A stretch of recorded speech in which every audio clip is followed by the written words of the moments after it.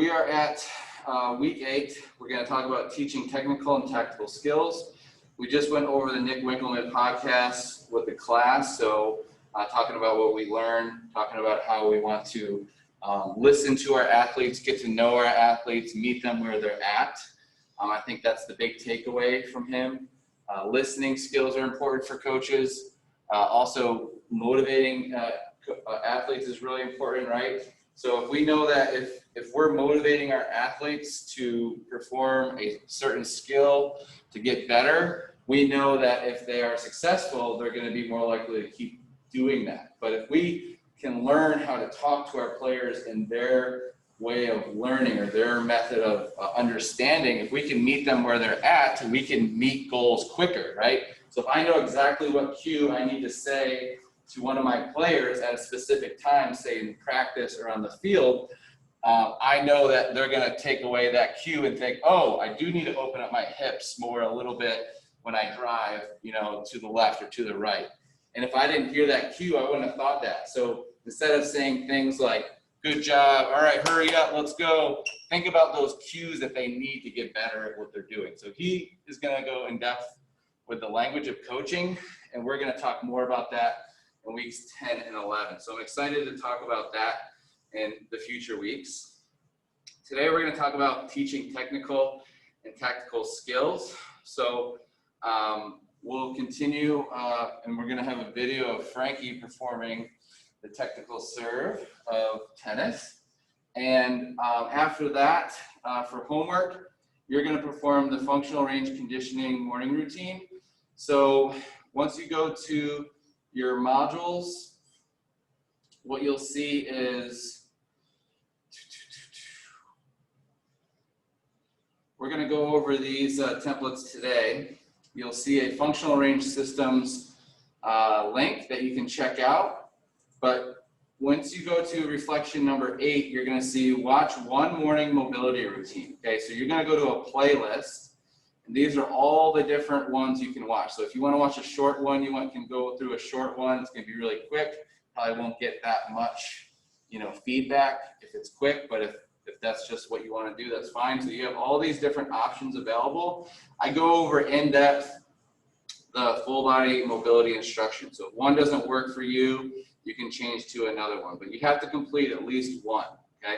We're going to go over that in class as well today a little bit, and we'll talk about what the morning mobility routine is. So part of your reflection is going to be, what is functional range conditioning, or what is FRC? So functional range conditioning, there's more information here. This is going to be a seminar I went to. This is a seminar I went to in Miami. I got certified in functional range conditioning, and this kind of is a good documentary video of what to expect as a personal trainer or a coach or a teacher. And it's definitely getting more CEU certifications, credits, like more credentials, and learning from people that have really high degrees, lots of experience. And once you get these certifications, once you get more CEUs, you're going to get more advanced in your personal training or in your coaching or your teaching, which is going to make you a better coach, teacher, or leader. And so here we have demonstrations of using high amounts of radiation during an exercise. If you don't know what irradiation is, this video explains what irradiation is. Basically, it goes over many different movements that we call functional range conditioning. Okay, so I got my functional range conditioning mobility certification, like I said, in Miami. And what this basically is a mobility certification. This mobility certification, if you think about the words functional range conditioning. So think functional range conditioning. What does that mean? Functional. So to function, what does the body do to function? Functional range. So you have functional range. Each joint has functional range. Now we're going to condition each functional range. So it's called functional range conditioning, because you're conditioning the functional ranges that you have the ability to control. So you're getting better at being yourself. You're getting better at being Frankie, being right, Carl, okay, being who you are, because you're gonna know what your body is capable of doing based on the feedback you get through these CARs, or controlled articular rotations. So the CARs, or controlled articular rotations, is the morning mobility routine that you're gonna perform. You'll pick one of these out, okay? 20 minute, 10 minute, 30 minute. You can find some that are more in-depth and instructional. It'll say instruction, or it'll say, you know, just basically what it is: full body mobility kin stretch session, full functional range conditioning morning mobility routine, 22 minutes. So whatever one you want to watch, and you're going to perform that for your homework. And you're going to also reflect on how that went for you, okay? So you're going to reflect on the movement practice. I also want you to maybe talk about maybe some issues you have in any particular joint, maybe over mobility or maybe lack of mobility. So you're going to really assess your joints too. So if you want more information, you can click on this link here, Functional Range Conditioning Seminar. And I also have more information in week 8 where it says Functional Range Systems. So Functional Range System is the umbrella of functional range conditioning, kin stretch, functional range assessment, and functional range release, which is a bunch of practices. So functional range systems is kind of the umbrella term of all of these practices. And so if we go to functional range systems, here's a good document if you want to learn more, like CARs versus joint circles. So we're going to learn why CARs are important and why it's not just a joint circle. CARs is an expression of what a joint is capable of doing.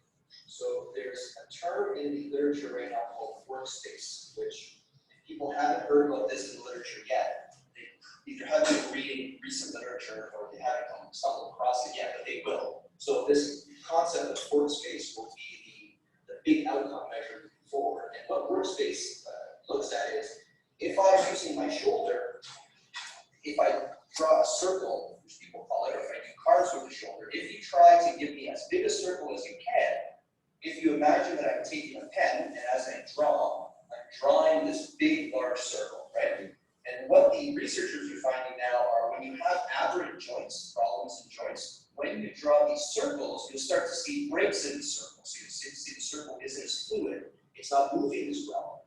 You'll see a decreased amount of workspace. So for example, one person, their arm comes all the way up here, another person does this, they come over.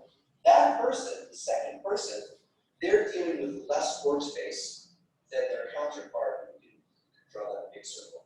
So what do you extrapolate from that? Well, if you don't have a lot of workspace, the first thing that I'm going to look at is whether you have enough capsular space. And there's a difference. So when I do shoulder CARs, where my hand can go, this big circle is the workspace. But in order to demonstrate my workspace, the humerus and the glenoid have to move independent of one another so that I can actually draw the circle. So now, if I'm looking at someone's workspace, I think there's something wrong.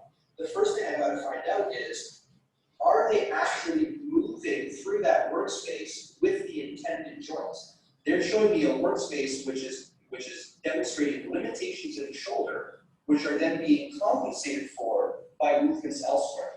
So if I see someone who can't give me a good workspace, I say, is there enough space in the joint itself? So if we go in the joint itself, so here's a little diagram. I'll just draw one bone here and another bone here. And then I'll draw a capsule around this joint. So the capsule is this enclosed space which really dictates how much motion the joint is allowed to have. So let's call this a shoulder joint. If I want to flex my shoulder, if I want to extend my shoulder, if I want to abduct my shoulder, this bone has to move relative to that bone in order to demonstrate my workspace. Now, what happens if your capsule is, for lack of a better word, let's call it fibrotic? The capsule's tightened. Let's say the capsule is now almost like shrink wrapped around your joint. So now you don't have that extra bit in the capsule. This person doesn't have enough space within the capsule to allow the bones to couple properly, to then allow them to demonstrate a good workspace towards forming. So as soon as I see there's something wrong with the general workspace, the first thing I have to find out is, does the joint itself have enough room to allow this workspace to happen? And one reason why cars are so good is it allows me to see this, and then when I see that's a problem, it allows me to go right into here with a slight alteration of the cars. I can then understand whether or not the joint has the prerequisite space to even allow this workspace to be attained. If that joint space is restricted, and this is what I tell a lot of people, it doesn't matter how good your training is. If this bone cannot move relative to this bone, then by definition, you do not have a workable shoulder. That's it. So you can say, well, what exercises do you do with this athlete to make them, punch harder, take a better slap shot? And I'll say, well, before you get a faster slap shot or a hard punch, do you actually have the joint which you're needing in order to perform that slap shot, perform that punch? CARS allows us to see that. So what we do is we take a step backwards. Instead of looking at athletic movement, we look at the athlete themselves. What are their joints capable of? Because if there's restriction here, it doesn't matter how hard you train, you can't train your way past this restriction. If your shoulder cannot carry out the purpose of a shoulder, then any subsequent things you do with your shoulder are not going to be done with your shoulder. They're going to be done with other areas of your body. And as soon as you allow another area of your body to compensate for something that's not working, your elbow doesn't work as a shoulder as good as a shoulder works as a shoulder. Your mid-thoracic spine doesn't work as well as a shoulder works as a shoulder.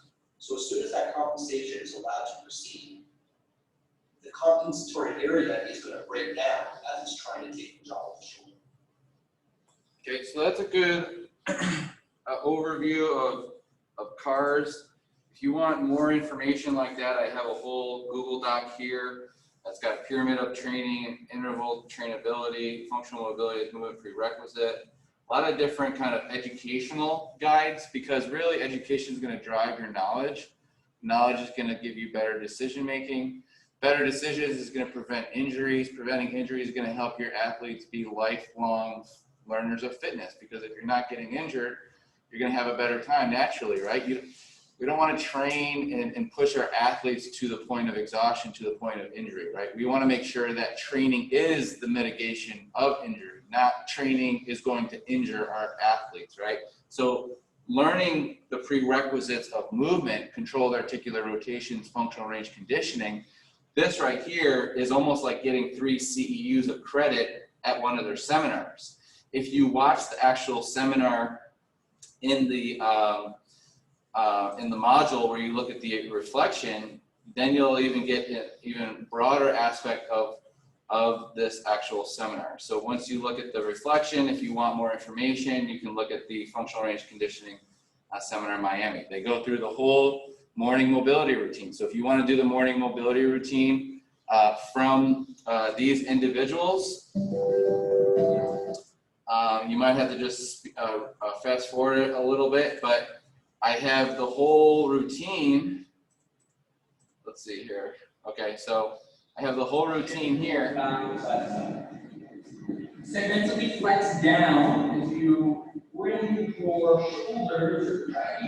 Okay, now they use words like segmentally. They use like all the anatomical words and definitions. So if you don't want to kind of overthink it, I wouldn't watch this. This is going to be very in-depth, very intellectual. You're going to have to do a lot of thinking while you do it, okay? So when I teach the videos, I kind of teach it to kind of like students, like, that can kind of understand, different languages. I try to kind of meet the student where they're at, where they are meeting the trainers where they're at. We should know when we go to a seminar, we should know functional anatomy. We should know movement prerequisites. But sometimes you go to a seminar like this and you realize that you don't know as much as you thought, right? And you're like, wow, like I thought being flexible was important more than mobility. I didn't even know what mobility was until I went to this seminar. So mobility is the actively achieving a range of motion. Okay, So this would be obviously passive. I can bring my foot up here, feel pretty good, right? But active is bringing that foot up and actually using that hip flexion, right? So I didn't really realize that until I went to this seminar, as easy as that sounds. And then you hear a lot of people that describe mobility as like, you know, acupuncture, foam rolling, massage therapy, and all that is passive, right? You're pushing into a muscle to make it quote unquote feel better. Now that just has an analgesic effect. Anything that you touch is gonna quote unquote feel better because that's just naturally what we've evolved to kind of appreciate. Our body is like, when you rub a boo-boo, it makes that boo-boo feel better. But does it change the tissue of that boo-boo? No. So what do you have to do? You actually have to earn those ranges of motion. So the CARs, or the controlled articular rotations, are going to want to assess where you're at. And then also you'll be able to use this morning mobility routine as a guide each day you wake up, go through your morning mobility. That way you know that you've hit every range of motion possible of that joint. So just in case you go and reach in the backseat of your car that morning, you've already done this. Or you slip and you go, your foot goes into inversion or eversion, right? You've already done that this morning. So it's a good thing that you already kind of made sure that it feels good for the day. So that's another reason why you do the CARs. You move each range of motion. Just one, because movement is anti-inflammatory, especially safe movement that causes no pain. So anytime you move a joint, it actually helps lubricate the joint, gives more blood in that joint, right? So movement is medicine, but quality movements are better, okay? So controlling these movements using strength and flexibility. So mobility is the combination of strength, control, and flexibility. Those three things: strength, control, and flexibility. That's what mobility is. It's not the cupping, it's not the acupuncture, it's not the foam rolling, it's not the massage, okay? It's actually earning your ranges of motion, okay? And it goes in more in depth. So this is just scratching the surface of mobility training. There are specific ways to improve the space of your joint. So this is going to maintain the space of the joint. This is going to help sustain the health and quality of the tissues. But this is by no means an end-all be-all. If you do this, you're good for the day. No, you still got to walk. You still got to move. You have needs and things that you want to do as an athlete or as an individual. Biking, you know, swimming. You still want to do that. This is just an add-on, a supplement, right? You want to add this to your existing routine. That way you can kind of produce healthier joints. Now, if you want to actually create more space in a joint, say you lack internal rotation at the shoulder, or external rotation, or internal or external rotation at the hips, then we describe more intense types of specific training. So if you want more external hip rotation, you need to train hip external rotation, right? So I'm not going to say, okay, if we're going to train your hips, we're going to you know, work on a position that mainly focuses, let's just say downward dog, for example, where you're working on your shoulders, your head is down. There's all these different things going on. I wouldn't recommend that. So when someone says, oh, downward dog or child pose is good for your back, well, how do you know that person can even get into child pose? How do you know that they have the knee flexibility to get into child pose? Or how do you know that they their doctor thinks that it's a good thing for them to go in inversion for a downward dog just for the lower back? So specific exercises in yoga aren't for certain parts of the body because they were never designed for parts of the body. So postures and yoga particularly are very passive. So once you earn your warrior two, you just get better and better at it, right? So we're really just in a passive position. It's very static, very passive. Now, when you're adding control range of motion, now we're actually controlling mobility. So that's the difference between the mobility and flexibility. Yep. So does paddles and rails like create more space? Yeah, so the paddles and rails create more space. So if I was doing external hip rotation, I'd go into hip external rotation. So this would be too high because I'm already compensating, because I can't really get my knee down. So I might have to change the position. So that's why I never say, oh, pigeon is good for your hip, because here's pigeon in yoga, right? But actually, this is really hard on the knee, right? So that's why with the functional range condition, they have you kind of set up in a 90-90 position. The PALs, I'm in external hip rotation here. I'm in internal hip rotation here. So I can work internal rotation here or hip external rotation here. If I'm working hip external rotation here, my PALs, I'd start pressing the foot and angle of the knee into the ground. So I'm deepening external rotation, and then I'm trying to push out of external rotation, and then I try to pull deeper into external rotation. So I'm working both sides of the joint. So I'm in end range, I push away, and then I pull deeper into that end range to try to earn more of that specific range that I'm trying to acquire. And then that's where you spend at least 2 minutes. So you want to kind of passively stretch a base position for about 2 minutes to start. Then you'd progress, your PALs would go 5% progressive efforts all the way up to about safest 100% effort. And then I'll give people out there a example.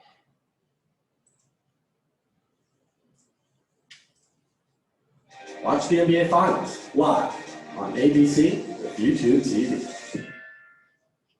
4 times Tom Tillis voted against protections for people with pre-existing conditions. So this video is going to be about a regression for internal rotation PALs and rails. We get a lot of questions at MTS about this in terms of getting into the other regressions, not feeling the right stuff, not getting the right outcomes. So here's yet another regression. Just to show you why we're choosing this one. A lot of the times with the bear sit to IR, which is supposed to be kind of our base, when people are coming to the ground like this, they're unable to kind of get away from that medial knee pain. If that's the case, I would definitely check tibial rotation. But in terms of getting after the hip, maybe they don't feel that, but they also have a hard time feeling the right stretch. They're constantly hiking up. It's just not a good position for them. So it's a little regression that you can use. That's not really going into it.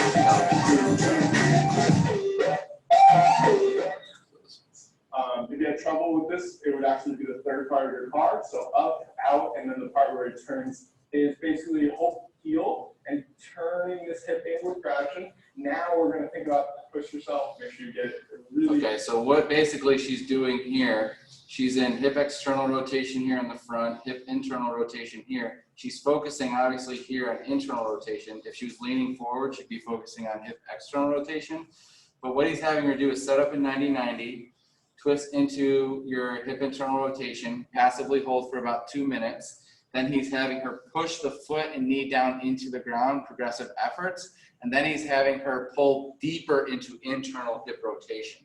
So this would be a specific way to increase hip internal rotation if an athlete had minimal or none. A good enough PALs contraction to where the rail is actually going to allow us to get further.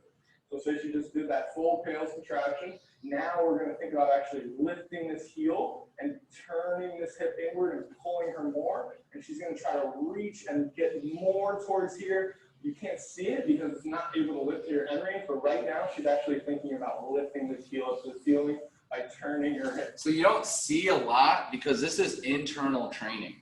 So there's internal loading, internal training, and then there's external training and external loading, right? We're so used to seeing, if we want to work our glutes, let's get at that back squat. Now we're working our glutes instead of actually controlling hip extension and actually maybe forcing it using internal means. So he's using internal means with her to create hip internal rotation. You might not see it, and I'll show you what he means, but if I'm in that 90-90, I'm trying to, I can lean forward and internally rotate, but notice that if I get into that position and then I try to internally rotate, it's not going to happen, so I don't move. But I'm attempting that. Okay, now I can kind of lean forward and do what we can do some lift offs from here.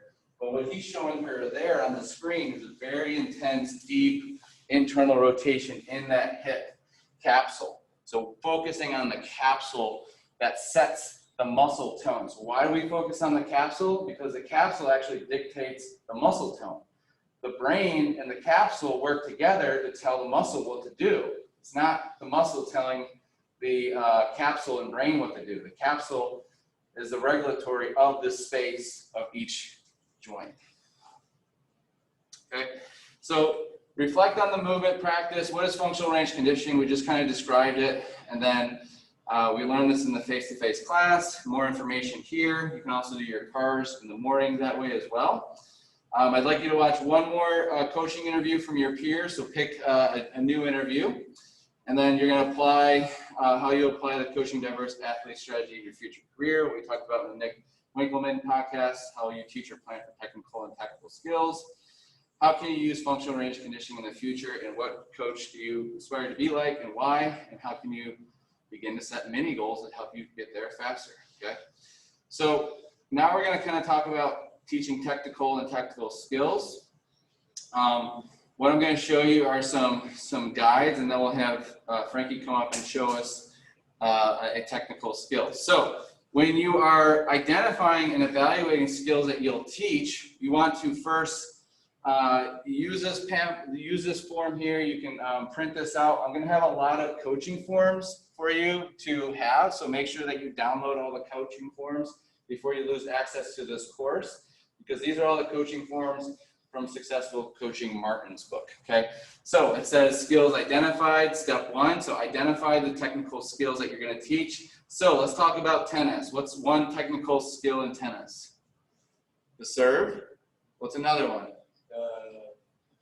Forehand, backhand, slam, underhand, lob. Okay, so we just chose 6. Are they essential to evaluate? Yes or no? Would you say the serve is yes or no? Okay, and skill rating, weak or strong. So what do you think that means? Like, what are they? Okay, so yeah, how much skill is involved in that specific technical skill? So there's obviously technical skills like a diving head ball, which might be 6 on this. Essential skills to evaluate might not be too essential, right? Some things like the bicycle kick might not be too essential because of the risk for injury. The risk for injury of a diving head ball. The risk of injury of maybe, what else could it be in maybe lacrosse? What would be a risk of injury skill that you need that you might not necessarily be practicing all the time, but it happens? A backhand shot, okay, for sure. Okay, and then tactical skills. What are tactical skills? We talked about tactical skills as being knowledge of the game to make better decisions. So the cognitive part of the game, the brain part of the game. The learning, the understanding of the rules. The rules are the essential part of tactical skills. If you know the rules in the back of your head as an NFL football coach, are you going to make quicker decisions? 100% yes. Why? Because if you know the rules, and there's so many of them, right? Nowadays, they change, they adapt, they evolve with the game, we know. Rules change. You can't have, certain things on the playing field because that gives you an advantage. There's certain rules that limit you from, say, watching your opponent's practice, right? There are rules that don't allow you to go onto the field of play when you're the coach, right? You shouldn't be there's certain rules you should know about, right, as a coach. So if you know those specific rules as a coach, yes, you're going to make better decisions. You're going to put your players at a better advantage because you're not going to be the one that makes the wrong decision that costs the game, right? So if you do step out on the field and you're not supposed to, or you do yell at a ref, because you're not allowed, right? Those are the rules. You're not allowed to yell or, do anything negative to a ref, right? You can't go hit a ref. That's the rule. I mean, you want to get kicked out? You want to lose your. So, I mean, there's just these definite rules you need to know about. But ability to read the situation, okay? So what is your ability? What is your player's ability to read the situation? So reading situations, what's a way you can read the situation in sport? Okay, you can read the situations by going over tape and film. You can look at specific plays that either gave you a goal or let a goal in. Knowledge of the rules, knowledge of team strategy. Okay, so how your athletes are moving on the field can be a team strategy. You can have players that constantly move up and down or constantly go side to side. You could have knowledge of opponents. If you know your opponent's weaknesses, you want to expose those weaknesses, right? You know that they just got a new player that's in the back left side of the field. Let's put our advanced players on that side. Let's expose that side of the field, right? or let's hit it to the side of the field where we know that that one player has a tough time catching those certain types of field ball, okay? Knowledge of self, okay? Understanding yourself. So obviously you need to know your joints, your functional mobility. I think that's important. You need to understand, you know, the foods that you intake, what you're likely to do on the field as far as stress goes. Knowledge of tactical options. So there's definitely different options. So forehand, you can do a backhand, you can do a wrist shot, a slap shot in hockey, right? You don't have to throw it overhand in football. You can do a sidearm. So there's different tactical positions because you might have to do a sidearm to go underneath somebody. It might just happen, right? Decision-making ability. So making those decisions early. Making intuitive decisions and not thinking too fast or not thinking too long about making certain decisions. So you have physical training skill. We're going to be talking about strength. What is strength and how do we train for strength? So strength is building upon muscles, obviously, but strength is our maximal force of effort. So our maximal force of effort is going to be strength, okay, speed, how fast we're able to move from point A to point B, endurance, how long can we endure a competition, how long can we endure cardiorespiratory activity, so having long endurance, flexibility, our range of motion. We could probably start turning flexibility into mobility in a lot of these sheets nowadays because flexibility is important, but I think mobility is even more important. Balance and quickness. So quickness, how fast you are, how agile you are, how you work on quickness or quick feet. You might have drills that focus on that. You could use ladder drills. You have balance.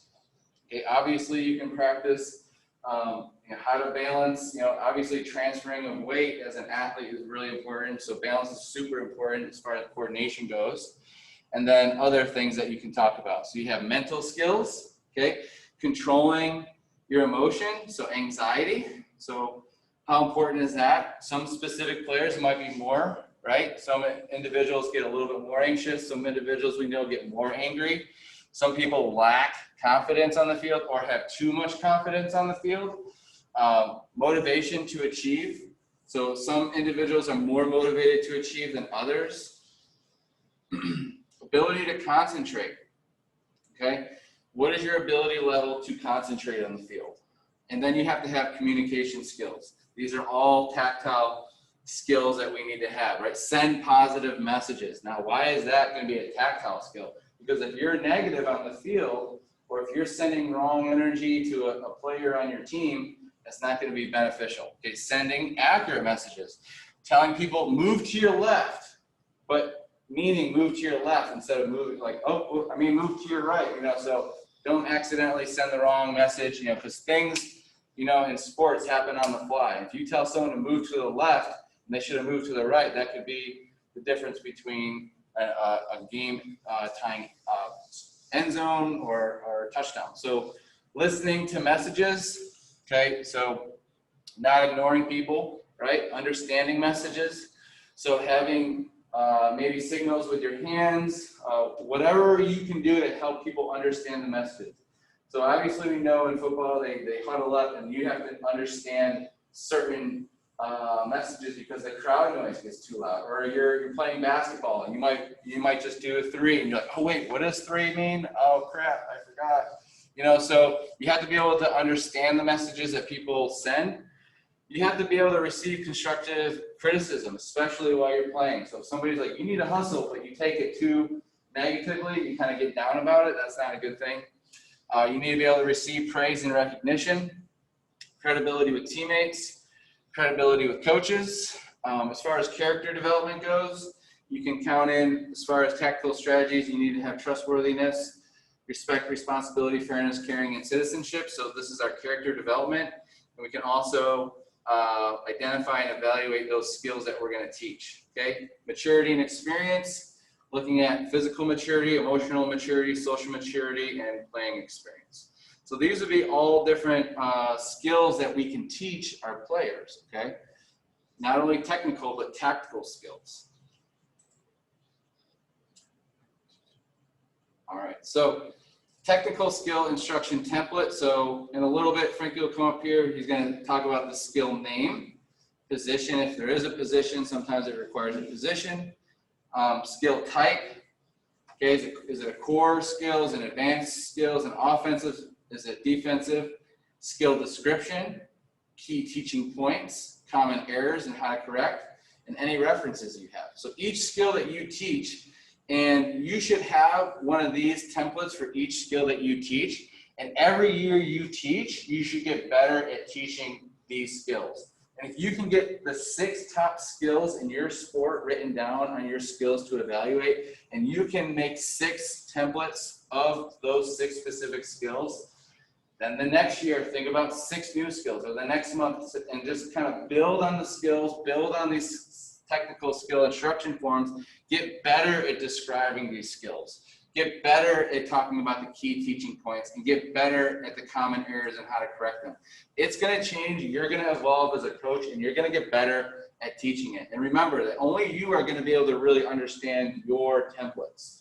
So sometimes it doesn't work when you give that template to somebody else, and if you do, you kind of have to change the language. But Why would you? You don't want to share your. yeah, you might not. You might want to give all your good content away, but that's why you need to create the content first, though. You need to create the content first. So we have technical skill sheet. Okay. We talked about that. I think I have 2 of those on there. Is number 2. Okay, so here's another template you can use, technical skills for the blank team, primary offensive system, primary defensive system, core skills for all players. So what skills do all players need? Is this primary offensive or is this primary defensive? So choosing between either offense or defense, what are the skills they need? What are the skills in specific, what are the core skills for specific positions? So specific positions require specific skills, right? So if you're an offensive player in soccer, what's the #1 thing you think you need? Good shot. Shot, yes. That's probably #1. What would be #2? Pass. Pass, I think, would be 3 on my list if I'm a soccer coach. What would be 2? What would I be? Maybe even, actually, I'm going to go 1. I'm going to put shot as 2. What would you say? Communication. That would be on my tactile. That would be more of a tactile. That'd be up there in the tactile. What would you say? I'm thinking speed. Oh, yeah. Right? Yeah. They got to get by that other player first before they shoot. They got to have that speed. Whenever I played soccer, I know we had the fastest guys as our offense because we knew that we needed to get them the ball, and they're usually the fastest guys on the field. Now, is that always the case? No. Now, is that going to be specific to your team? Maybe. If you don't have a lot of speed offensive players, it might be, right? So it just depends on the players for the specific positions. So defense, you might want to focus on jumping in soccer. Why? Why would you want someone to jump? Well, because they're going to be the ones jumping up and trying to get the ball out, right? But also, should offensive players be doing that, right? So, I mean, we can share a lot of these skills. So vertical jumping or jumping as high as we can and then practicing the head and snap neck, you know, because there's so many areas of soccer that the 50-50 ball is won in the air. So those would be some examples. Advanced skills, so now we're talking about the diving header. Now that would be an advanced skill. Or a skill where a bicycle kick or a side volley in soccer, okay? What are some advanced skills in lacrosse? Like you said, the backhand shot, right? The split, okay? Like in hockey, obviously, going around the net and doing like a backhand, right? Going all the way around the net, certain skills. So that's another form that you can use with your players, and that way they can understand what skills you're trying to teach and why they're important. We have a tactical skills guide. So this will help you create a tactical skill development plan if you become a coach, okay? You can develop a plan for teaching a tactile skill in your sport by completing each of the following steps. Step 1, Identify the important decisions your players need to make as they play the sport. Okay. Step 2, determine what knowledge your athletes need to make a good decision regarding the situation described in step 1. Okay, so what rules do you need to know? What do you need to know about strategy? And then step 3, identify the cues and situation that your athletes should and should not attend, and help them interpret these cues to decide on a likely course of action. So these are all different things you can be doing on Zoom, right? Like if you're not able to see your players face to face, if you're not able to spend a lot of time with them, have things for them to focus on, work on, that they can self-describe, that they can self-talk about. That way, when they describe these or when you give them some of these sheets as homework, they have to think about them in their language, and then when they write their report down, you're gonna be like, oh, so this is how they think of that tactile cue, or this is how they think of that technical skill.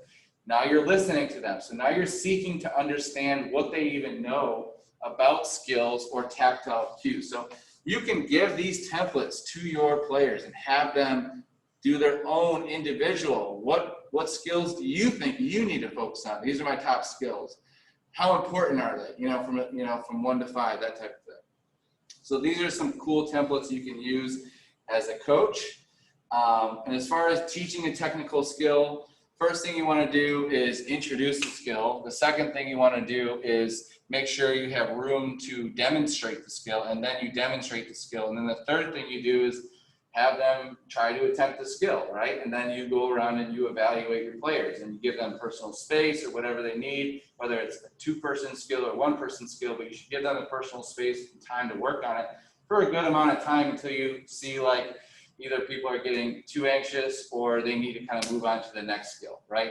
So that's your kind of job, to teach technical skill and have them perform that technical skill, and then give them feedback right after that technical skill. So you want to always teach technical skills as a coach. What ones are your priority? Well, it depends on the level of your team, but all technical skills are taught even at the highest level. So never think that, obviously the coaches in the NFL, they teach how to tackle still, right? They're not going to forget how to tackle, because that's one of the most important things on your defense, is learn how to catch, right? Oh, we're still learning how to catch. I thought we're in the NFL. No, you still got to do 100 catches per practice, right? This way, this way, this way, this way, all different ways. So you never stop learning technical skills. The better you are at technical skills, the easier it is for your players to play the game, the more fun they're going to have, the more wins they're going to get.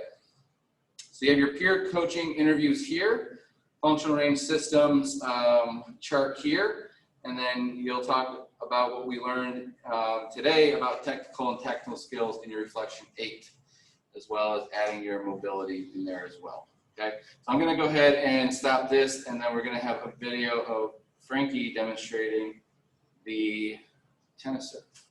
Well, you don't want to sell this.